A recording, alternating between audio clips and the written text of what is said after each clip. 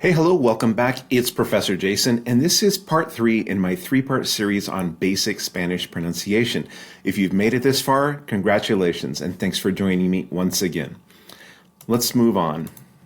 Okay, move my video up to here. All right. I've made my video a little bit bigger, so maybe it will help you see the movements of my mouth as I pronounce some of these sounds. So in part 3, what we're going to do is actually some guided pronunciation practice activities. Just to give you a little bit of an overview, I'll note a few preliminaries, a few kind of introductory ideas, and then we'll dive right into those guided practice activities. We're going to look at 3 different genres or types of text that you might need to or want to read to practice and improve your pronunciation. First of all, for those singers out there, I've found lyrics to a wonderful song that we're going to practice. I've also found a poem for any of you poetry reciters out there. And finally, a much more practical text, the Miranda warning that's used here in the United States to apprise suspects of their rights. So might be useful for law enforcement. Again, this is part 3. So part 1, we looked at vowels and vowel combinations, their letters and their sounds. In part 2, we looked at the consonant letters, consonant combinations, and their sounds, right? Few notes on articulation, spelling, variation, and then we went over those sounds. And finally, so if you haven't seen those first 2 lessons, be sure to go back and watch part 1 on vowels and part 2 on consonants. All right, having said that, before we dive into our content, the guided pronunciation practice activities, first take a minute, please, to subscribe to this channel, Professor Jason Spanish and Portuguese. If you like this video, leave it a like, a comment, and maybe think about sharing it with someone else who may be practicing Spanish or want to work on their pronunciation. All right. So a few preliminaries, things that I just wanted to note before we dive into the guided practice activities. Again, reminder, go back and watch lessons 1 and 2 because some of the terminology I'll be using, the concepts I will refer to will not make sense if you haven't seen the first 2 videos. Now, this series and these activities in this lesson were designed to help people who need to be able to read and pronounce Spanish relatively well. So emphasis on reading and pronouncing relatively well. That's kind of in italics because it's never going to be perfect. Along those lines, this is not a full course in Spanish phonology and phonetics. That's way beyond the scope. It's beyond my expertise, quite frankly. So this is just a basic guide. Even in this lesson, I will not comment on everything. As I guide you through these practice pronunciation activities, I will not be commenting on, 1/10 of the things that we could point out were this a more complete class. And also, there are, along the lines of this not being a full phonology and phonetics class, there are a ton of things that are relevant to good pronunciation that I've simply left out for the sake of time or glossed over, such as, if you want to look them up on your own time, right? Rules about how we form syllables in Spanish, both within words and across words in connected discourse. Phonosyntactic restrictions, that's just a fancy way of saying what sounds can be next to each other, right, in Spanish, right? What are permissible sequences of sounds? Detailed information about context and distribution of sounds. We talk a little bit about it, especially in the previous lesson, and I'll comment on a few things that are context or environment related in this video, but in no way, shape, or form am I talking about all of the contexts for each of the sounds of Spanish in this series. Prosodic features like stress and intonation patterns. We haven't talked about written accents or where the stress falls within a word or a word group. And finally, how the dynamics of connected speech affect pronunciation, because as I've noted in each of the videos, we don't just pronounce a word in isolation, just like we wouldn't in English, right? So we're talking about connected speech and how do those dynamics affect good pronunciation. So again, that's a big disclaimer to say this is an introductory series. All right, having said all that, having put the disclaimers and the caveats out there, let's go ahead and dive right into some guided pronunciation practice. I haven't really thought too much in advance how you might do this. Maybe I can read a line and you can read it after me. You would just pause on your phone or on your computer, right? And try to imitate the sounds that I'm making. I have used these greenish circles and some of the IPA symbols you can see on this slide. And I really recommend that you look at this on a large screen, not on your phone, because otherwise you won't be able to see those phonetic symbols. And where it makes sense to do so, I'll comment on those. But again, you can slow down, you can pause, you can practice, you can imitate, right? I'll probably make mistakes as we go. This is completely unrehearsed. Prepared, yes, but rehearsed, no. So the first text we're going to look at is a song called Granada, Granada, and it was composed by Agustin Lara, who is a Mexican singer, songwriter, composer, musician, back in 1932. So almost, 100 years ago, coming up on. And this really is like a full-on operatic. You can look for it on YouTube, and I will leave you a recommendation when we get to the end of this song of a wonderful Peruvian tenor, okay, who I would definitely recommend that you look up him singing the song. But they've all sang it, right? Pavarotti, many tenors have sung Granada. Okay, so if you're a singer, look up this song on YouTube. We're going to focus on pronouncing it, though. So another thing to point out about lyrics, poetry, and anything is people might make pauses in different places. They might connect the speech in different ways, especially with singing, right? Because you have the melody, the notes, the music to take into consideration. All right, having said that, this would be, let's start with the first line. Granada, tierra soñada por mí. Now, I've noted a few things on here, right? That first G in Granada is the quote-unquote hard G sound, Granada. But the first D is the softer, the fricative D, right? Granada, which is pronounced like the TH in English.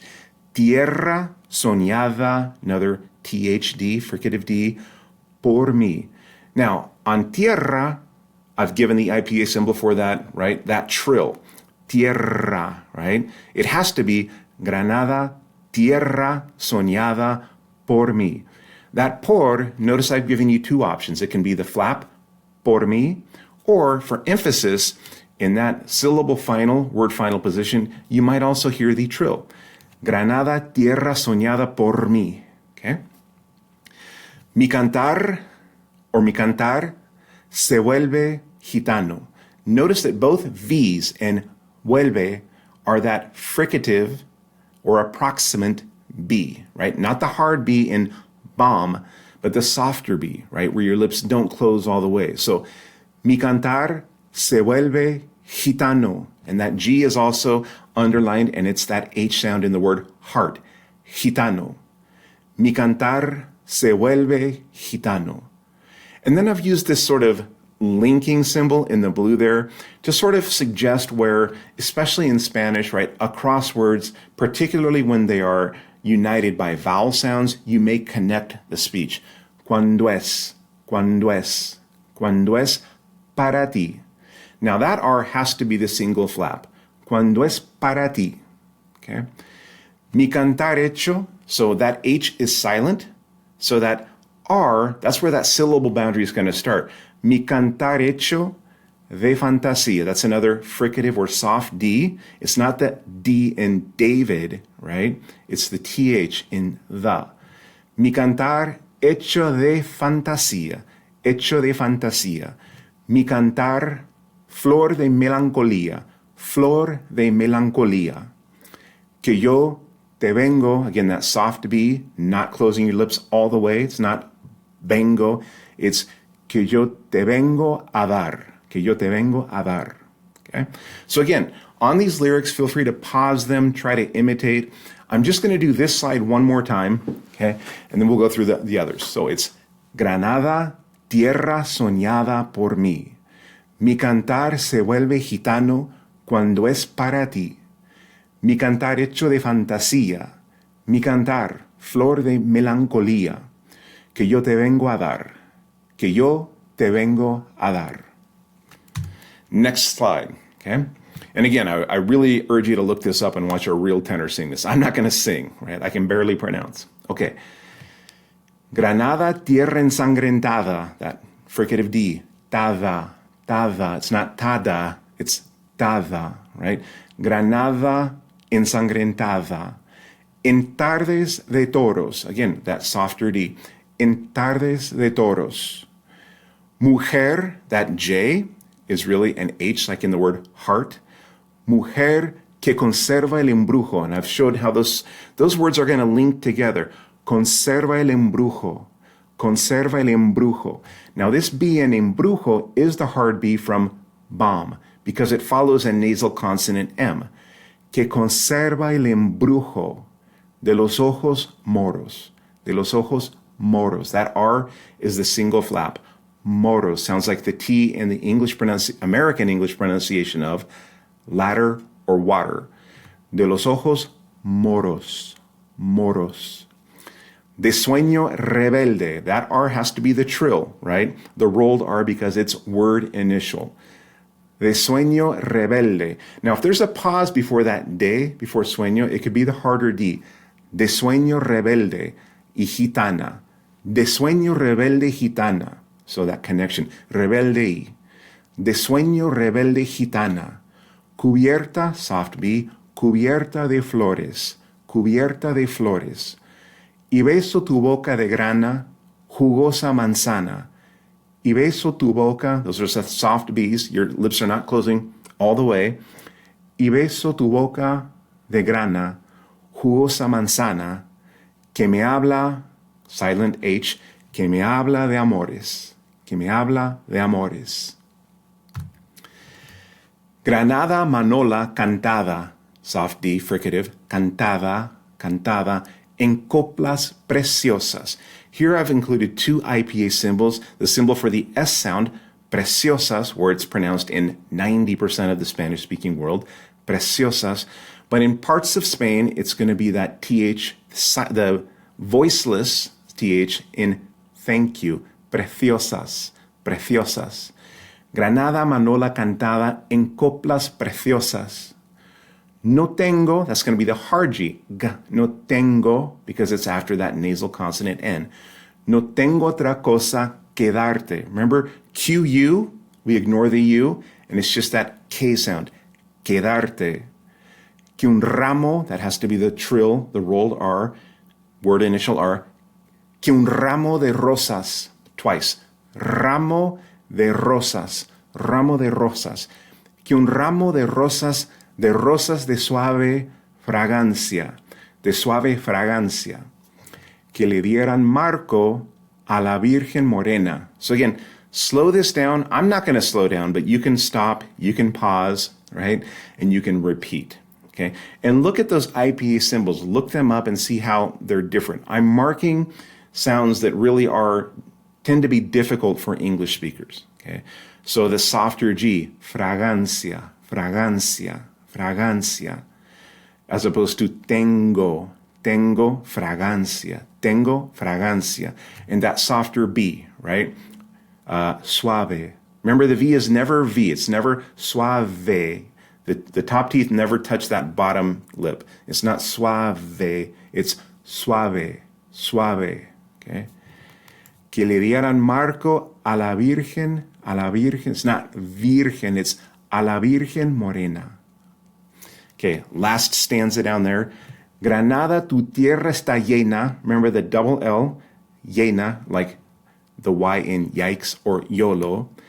Granada, tu tierra está llena de lindas mujeres, de sangre y de sol, de sangre y de sol, de sangre y de sol.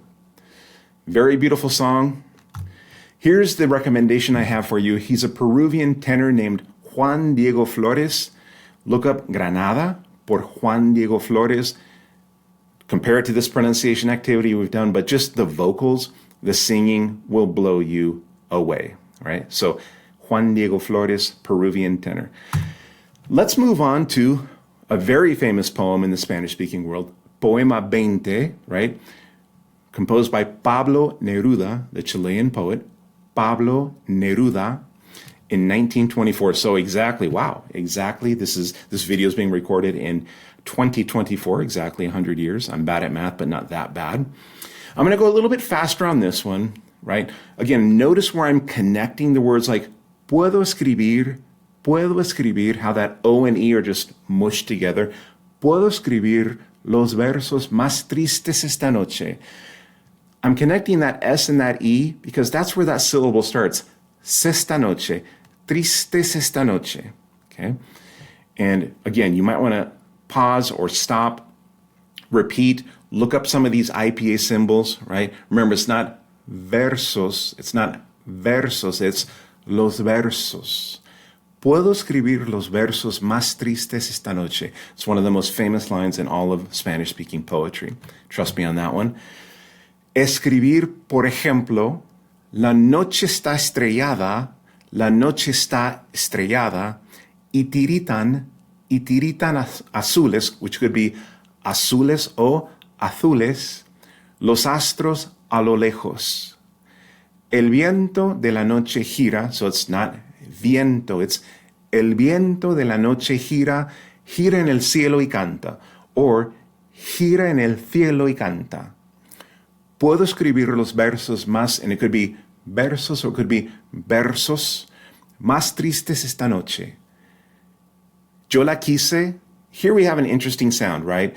When that Y, the letter Y, right, is initial, right, phrase initial after a pause, it's usually closer to the English J. Yo la quise, yo, like in Joe, right? Yo la quise. Or it can be a softer yo la quise, like the Y in yikes. Yo la quise or yo la quise, remember, QU is just the K sound, quise, y a veces ella también me quiso. Again, pause, repeat, move on. En las noches como esta, la tuve entre mis brazos. La besé tantas veces bajo el cielo infinito. So here we have that softer B. Again, it is a fricative or approximant, right, bilabial. The lips are coming, almost touching. The air is just squeaking through, right? En las noches como esta la tuve entre mis brazos, la besé tantas veces bajo el cielo infinito. Ella me quiso y a veces yo también la quería. ¿Cómo no haber amado sus grandes ojos fijos? Puedo escribir los versos más tristes esta noche. Pause, repeat, practice. Pensar que no la tengo. Sentir que la he, silent H, que la he perdido. Perdido o perdido, depending on your state of emotion, how much emphasis you want to give it. So I could be really dramatic. Pensar que no la tengo. Sentir que la he perdido. Okay. Moving on. Oír la noche inmensa, más inmensa sin ella. Again, that double L, ella, like the Y in yikes, ella. Y el verso cae, it's not el verso, it's el verso cae al alma, it's hard to say for me, cae al alma como al pasto el rocío. Okay? Y el verso cae al alma como al pasto el rocío. That one's tricky because of the vowels that are sort of combining those words. Let me try one more time. Y el verso cae al alma como al pasto el rocío. So you can see here, your teacher screws up, right? Often. My pronunciation is not perfect by any means. ¿Qué importa que mi amor no pudiera guardarla? ¿Qué importa que mi amor no pudiera guardarla? La noche está estrellada y ella no está conmigo. La noche está estrellada y ella no está conmigo. Conmigo is that softer G sound that's produced toward the back of the palate, right? The airflow is restricted. Conmigo. La noche está estrellada y ella no está conmigo. What a beautiful line, by the way. Eso es todo. A lo lejos, that J is that H sound like in the word heart.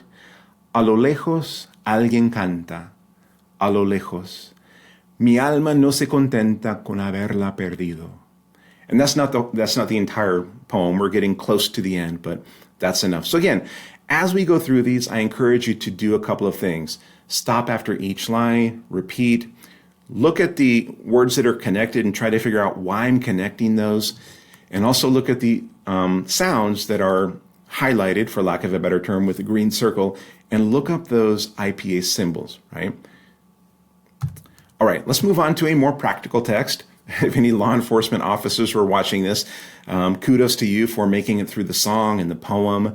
And we're going to focus now on the Miranda warning, right, which is a set of statements that are read to criminal suspects when they're under arrest or about to be interrogated. I'm not a lawyer or a police officer.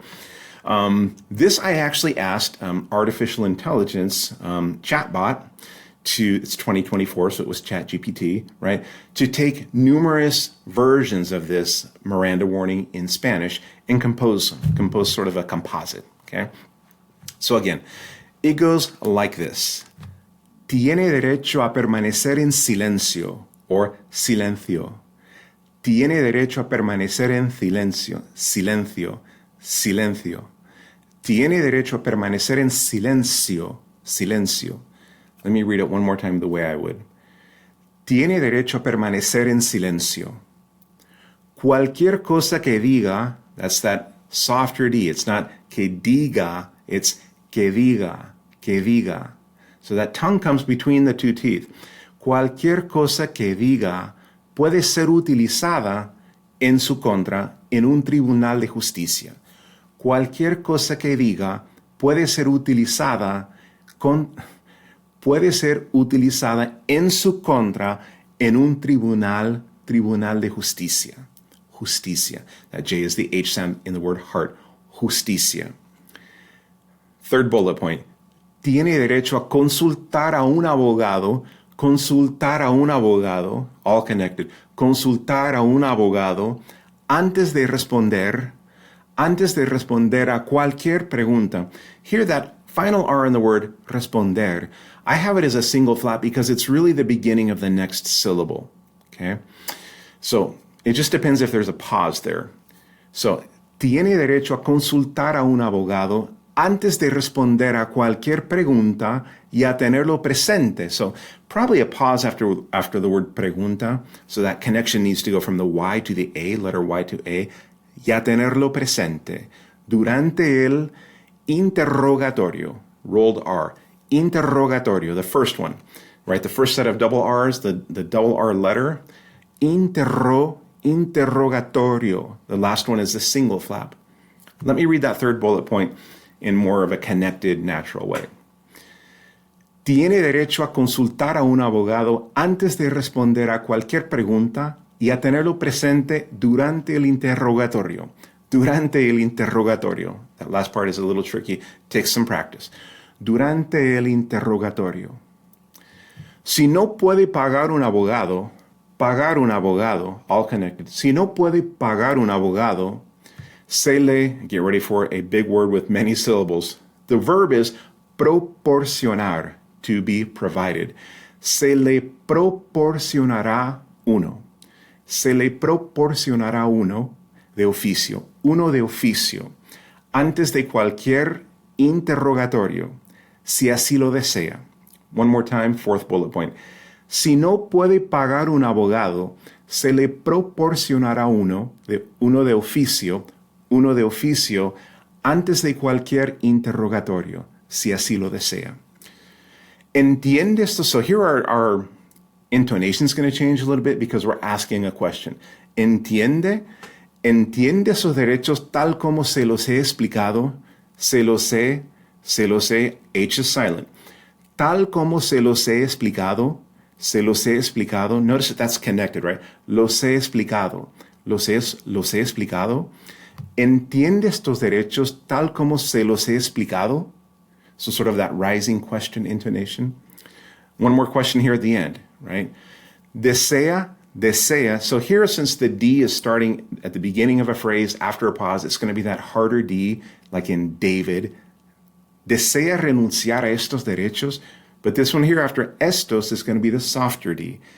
Desea renunciar a estos derechos y hablar con nosotros ahora. Right? So would you like to, right, deny or refuse these rights and speak with us now? ¿Desea renunciar a estos derechos y hablar con nosotros ahora? Okay, so that's kind of the end of our pronunciation, guided pronunciation practice. I think I did okay. I'm not perfect. I'm actually not that great at pronunciation. But again, go back, pause after each line, repeat each phrase as I say them. Look up those symbols in the IPA, right, the International Phonetic Alphabet. Try to understand why I'm singling them out for emphasis. Okay. Try to understand why I'm linking certain sounds together with those symbols. Okay. And hopefully this has been helpful. But my number one recommendation is to go back and to look up the song Granada. It's a great song, great to practice. If you're a tenor, good luck, right? There's a few high C's in there. All right. So before you go, just wanted to remind you, if you haven't done so already, please subscribe to my channel, Professor Jason Spanish and Portuguese. Give this video a like. If you're still here, you must have liked it.